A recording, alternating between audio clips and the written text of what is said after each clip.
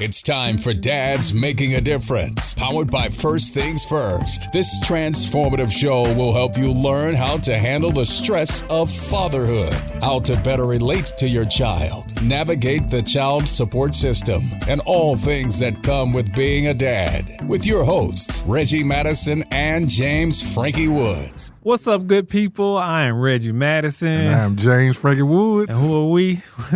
Just a bunch of guys that are out here trying to make a difference. We are the Dads Making a Difference radio show.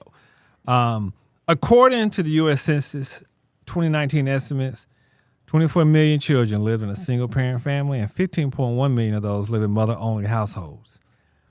And so often when we think about kids that live in mother-only households, we think dad's nowhere around. But today, we got a father who said, that will not be my daughter.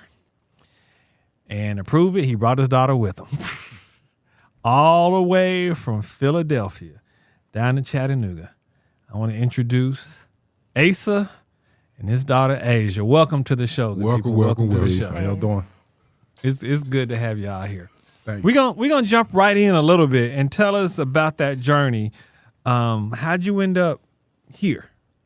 Well, my child, her mom, so Asia's mom, she moved down to Chattanooga about a little over 9 years ago. So I already knew that I was going to come down wherever she was going to move to. So came down 9 years ago, just being involved in her life ever since from day one. But that was part of the journey, just picking up, going from a big city to a small city. And I always grew up with mother and father in my home. So I knew I kind of messed up. I don't blame anybody for not being married and things like that, having a child, but I always knew I was going to be in my daughter's life all the time. I think probably when I was real young, I used to always had dreams about having a daughter. And Gil Scott-Heron had a famous song called Your Daddy Loves You. I used to always listen to Gil Scott-Heron because my pop always had records. It was about a father and a daughter, you know what I mean? So I used to listen to that back when I was a teenager. So I always knew I was going to be there for my daughter. It's part of the journey coming down, just going through all the ups and downs, navigating through Chattanooga. Not too hard as I look at it now. It's right. Simple stuff, but you know, that's part of the journey coming down here. What do you remember about that transition from Philadelphia? I know you were a little younger, but you remember much from that? I believe I was about 6 when I first saw my dad get off the Greyhound. My mom but she took me to see him. And I just remember seeing him and I just started crying from happiness because I was like, dang, this is really my dad. But a week before, sometimes we would call. Sometimes he would send me down some teddy bears, some nice gifts.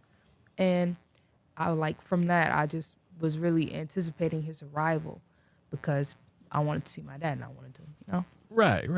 Hey, man, if y'all can see these people bond here, man, I be trying not to smile, but boy, I love to see these two right here, man. I'm telling you, they so dope, man. Keep doing what you're doing. So let me ask you a question, man. What is the biggest thing you can take from and tell these fathers about being an impactful father inside your daughter's life? I would say the first thing is just man up. It's about being a man first. Right. Father comes after that. So just once you have a child, you realize you got to man up in many different ways. So just manning up. Whatever you have to do to man up, to be around your children. Sometimes it's a distance thing, but sometimes it's not. So if you got to make sacrifices also. When you have a child, it's about making a sacrifice and putting yourself second many times. Just understanding what's best for the family unit. And even if y'all don't live together, you know, you still have to do what's best for the family unit. So just man up and make proper decisions. And if you're not around brothers or men that know how to make these decisions, get around them. There's way too much information out here of positivity, of goodness, of just excellence. There's very, very many. It's just very many people. It's a lot of people you can look at and just say, "Hey, that's a great example. That's some guidance right there." You know, so just follow up, be on your manhood. It's not an embarrassing thing. Being a father is a great admirable, wonderful, sexy thing if you know how to do it. So I don't know why you wouldn't want to be a father. Like, you know what I'm saying? Yeah, I can't understand why you wouldn't want to be a father. All the perks come from being a dad. So, you know, just do your thing. So you talking about man up. You talking about not giving up. Just knowing even more about your story, it'd been easy to give up. Oh, yeah. And so, I mean, I think correct me if I'm wrong, at one point you were homeless. Oh, yeah. At one point you walked into the courtroom and got hit with child support. Had no idea what was coming. Tell us a little bit about that. Oh, man. came down, lived down here. Spent probably about a week or two living with my daughter and her mom. She kicked me out probably like the first week. Took me straight down to homeless shelter. I didn't know nothing about homeless shelters, so I had to grind that out for about 2 nights. They came on the second night, came back to pick me up. So I never forget that. 'Cause I remember came to pick me up. My daughter was with her, and I was in the front seat, my daughter's in the back. I just reached back, just held her hand the whole time. You know what I mean? So on our way back home, then we was going back home. She cooked me out again. So you know, shout out to the lady across the street who let me stay with her. You know what I mean? For about let me stay with her, and that was when I already had a job lined up. So you know, started working, and baby mom. Where she was staying at, it was like, you know, one of those assisted living type things. Like, what is assisted living, or when they like pay income based? Oh, okay, so, income based housing. Yeah, I was getting one of those across the street. So cops came. I had to go stay in a hotel. So I started staying in a motel. But everything was lined up. I was still working and stuff like that. So it was just tough, just knowing I could do better. It was tough after that, just going in a motel and starting to get money up, getting to an apartment, finally getting to an apartment. Next, you know, I get hit with child support. Just going through all these different obstacles, though at the same time I was always, you know, just, yo, when can I see my daughter? When can I see my daughter? When can I see my daughter? When can I see her daughter? I was just grinding on that all the time. So there was nothing that could ever come between my daughter and I. You know, she know that. She know that's my slogan. That's like ingrained in her head, you know. So I just never let anything come between my daughter and I, and I always knew the value of quality time. Always knew you can get done.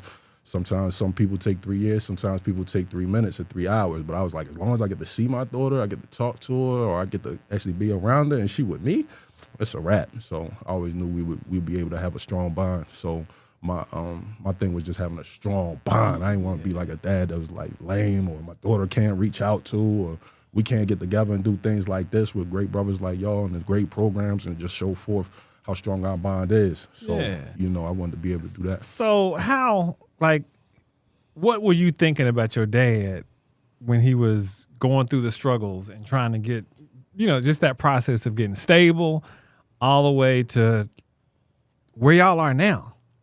Like, did you think much of it? Or did you either feel bad for him? Did you like, you know what, that's my dad and it don't matter? Like, honestly, at the time, I didn't really understand it. But when he was living in Motel 6, we lived right next door to City Cafe. So I just remember going there and occasionally eating out. And though he might have not had it financially, he would always buy me nice cakes.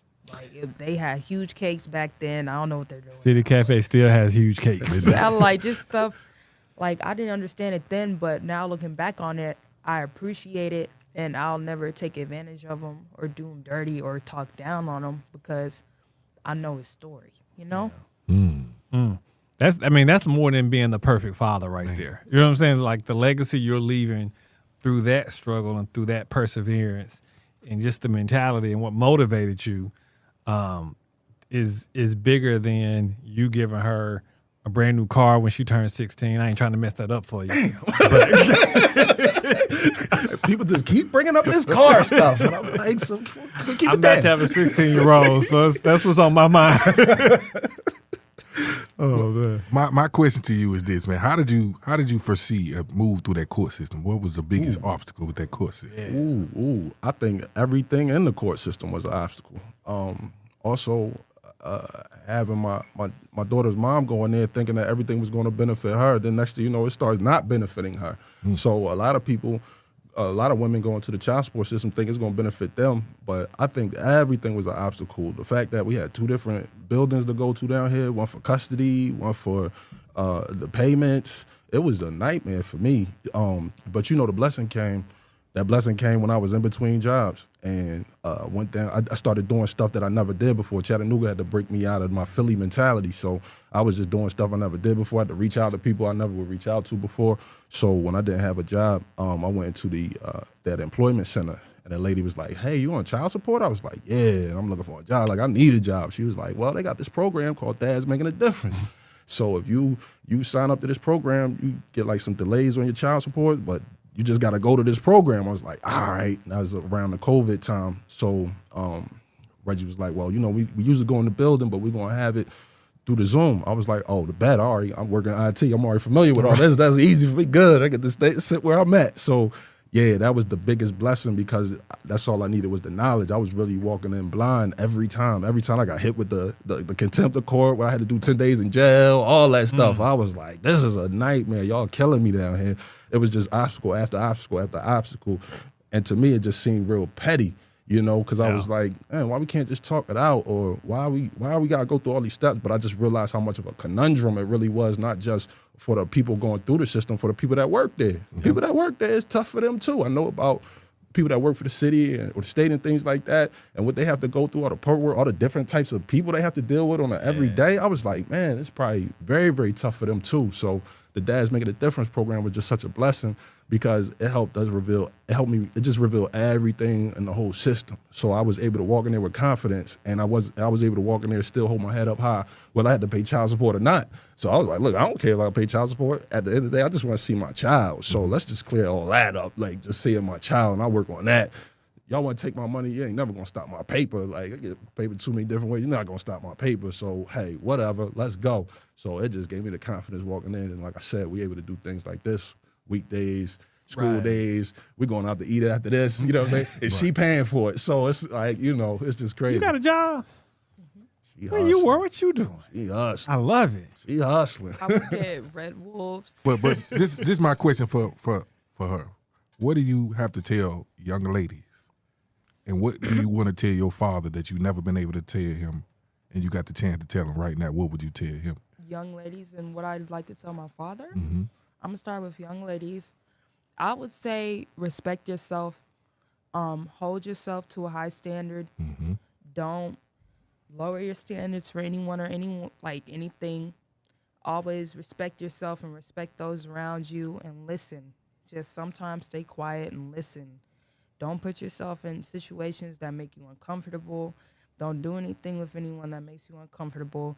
And always have some form of protection, whether it's a father, whether it's pepper spray. Please protect yourself, especially in this day and age. Also, one thing I would like to tell my father that I've never told him before. I mean, I tell my dad everything. Gotcha. So I would probably say, it's different. Like, you grew up, you know, you a dude, you a man, you know what I mean? But for girls, it's a little bit different. You can't be so protective. You crazy. Y'all hear they vibe, man. This is why I love them, crazy. man. This is they vibe. This is why I love them, man. Interpretation. You got to soften up sometimes with you. That's what you're trying to say. Yeah. And I know that. But they don't understand, man. It's dads. It's you are daughters. It's hard for us to loosen up sometimes. And we all fathers and daughters in here, so we get it. We understand what you're saying. So thank you.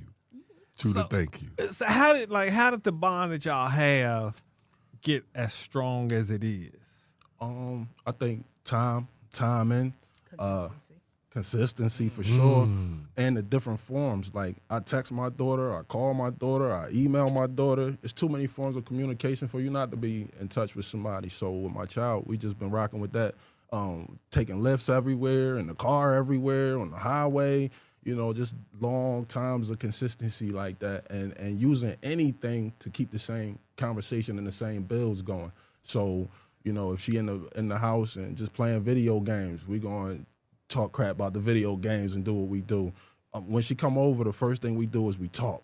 That's the first thing we do. So as soon as she come over, put her stuff down, we just sit in the living room, we talking. So that long conversation might be it might go to an hour, it might go into 2 hours.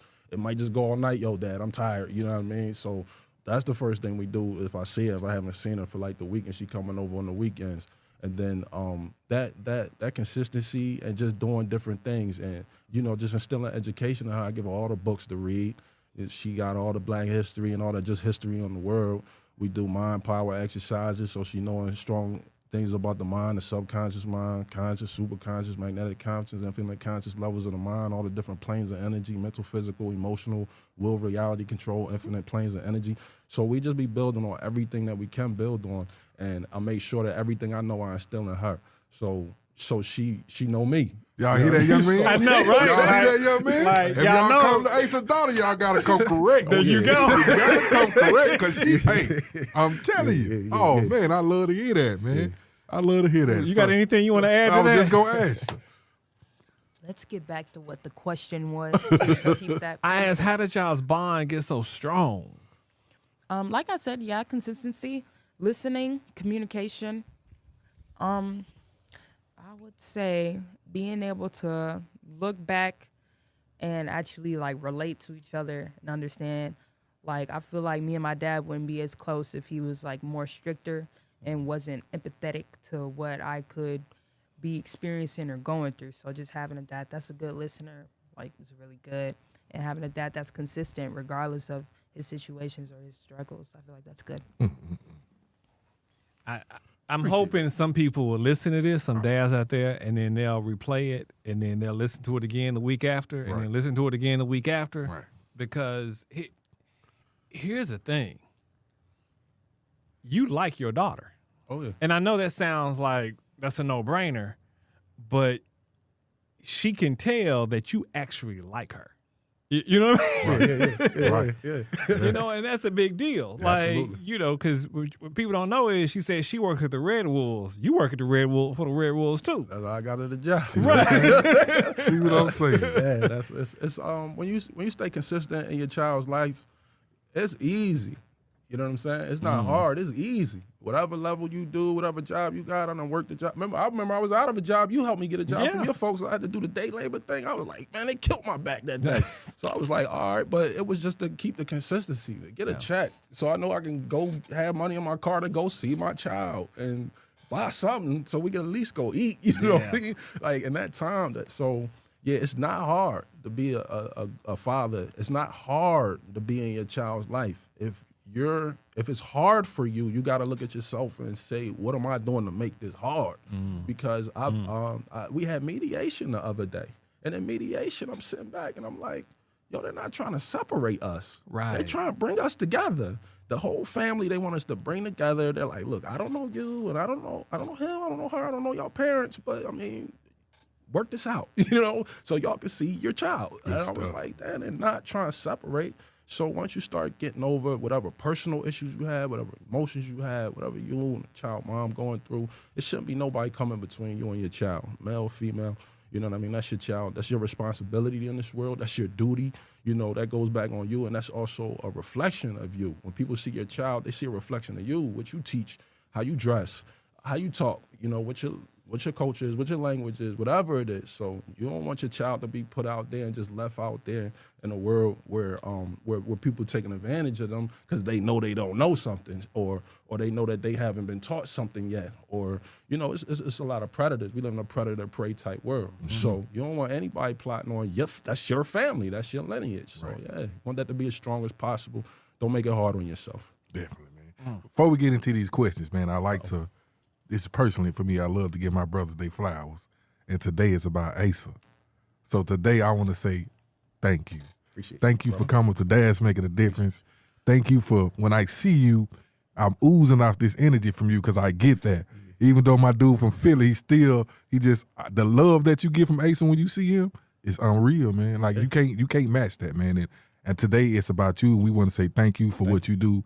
And shout out to my little friend over here. Miss Asia. Asia. Shout out to Miss Asia over here, you know what I mean? So I really want to say thank you. I appreciate you. Keep doing what you're doing, and man, God gonna bless y'all. Gotcha. God gonna bless y'all. Shout out to my daughters as well, Fantasia and Jacobia too, man. Shout out to all the daughters. Even the little one who just left here. We ain't gonna say no name. Ain't gonna put a name out there. She probably don't want a name out there. But Nah, my girl Michaela. I got two of them, Michaela and McKenzie. Please, So shout out to all the daughters. let's jump into these questions a little bit, and then we're gonna come back because I want you to kind of promote the business that you have Okay, no as problem. well. Okay, Gotcha. so you want to start it off? So what makes dads irreplaceable? Ooh, irreplaceable fathers. I think we built on this before. And irreplaceable, you got the root word replace or just place. And fathers are the place. You are the foundation. We have the original sperm of life, and that seed that plants that foundation into the woman to even make a family. So you can't replace that in any form. So fathers are irreplaceable also because of the guidance, the protection, the knowledge that they instill, the supreme order that they give. Also, like fathers bring forth structure and order so that people can follow. If someone has that as a man or as a father, there's no reason to break that up. You can give some advice and some guidance, so you can put your 2 cents in there and be like, yeah, but end of the day, this is what fathers do. So yeah, but that's an irreplaceable thing. It's like a great coach. You don't want to replace that. You'd rather build a team around it. Ooh, that's good. What makes a dad irreplaceable? What makes a dad irreplaceable?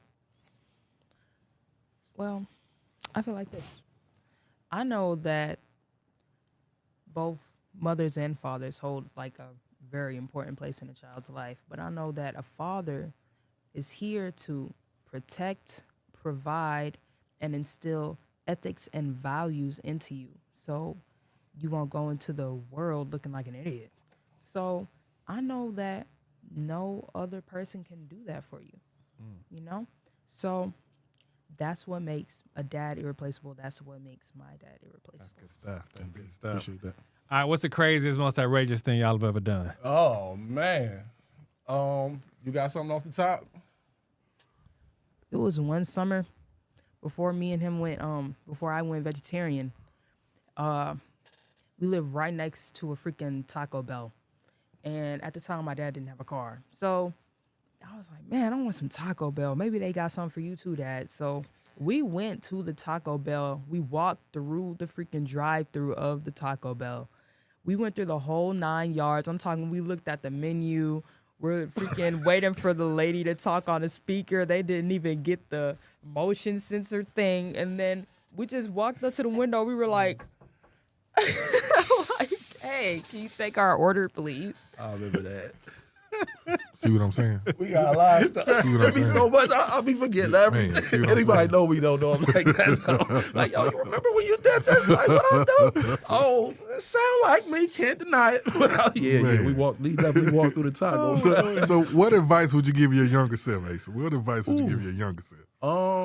I would say slow down and stay quiet and man, pay attention to my mom and my dad, because it's not like I didn't grow up with a mom and dad that told me about all the different perils of life that I would be going through. So it's like, man, just slow down, pay attention to my parents, and I would say be comfortable with myself and not around. Be comfortable with myself before I'm around others, things like that, and that's for everybody. So I like that.